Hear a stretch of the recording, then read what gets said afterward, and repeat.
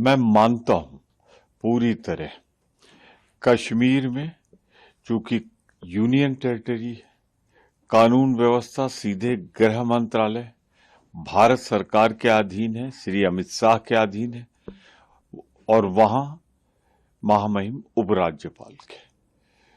दोनों का फेल्योर है, कंप्लीट फेल्योर है। 370 हटने के बाद इसको राज्य से यूनियन टेरिटरी का दर्जा देने के बाद भी पूरी तरीके से वहां न आतंकवाद रुक रहा है, न कानून व्यवस्था सुधर रही है। पूरी तरह केंद्र सरकार विफल रही है।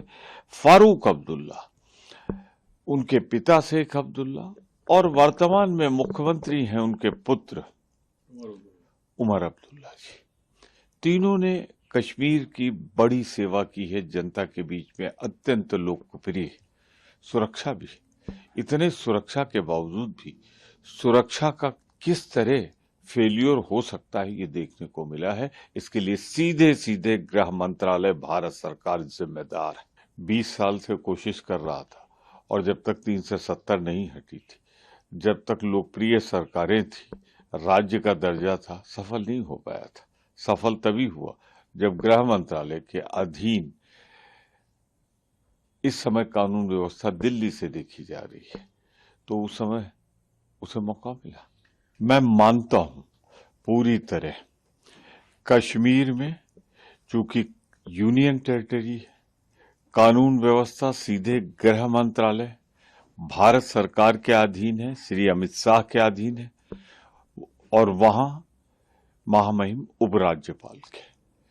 दोनों का फेल्योर है, कंप्लीट फेल्योर है। 370 हटने के बाद इसको राज्य से यूनियन टेरिटरी का दर्जा देने के बाद भी पूरी तरीके से वहां न आतंकवाद रुक रहा है, न कानून व्यवस्था सुधर रही है। पूरी तरह केंद्र सरकार विफल रही है।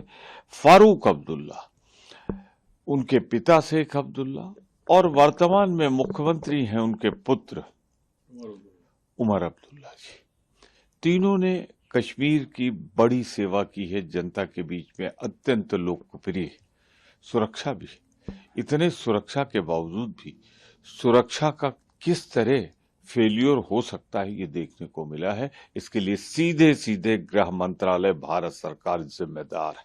20 साल से कोशिश कर रहा था, और जब तक 370 नहीं हटी थी, जब तक लोकप्रिय सरकारें थी, राज्य का दर्जा था, सफल नहीं हो पाया था। सफल तभी हुआ जब गृह मंत्रालय के अधीन इस समय कानून व्यवस्था दिल्ली से देखी जा रही है, तो उस समय उसे मौका मिला।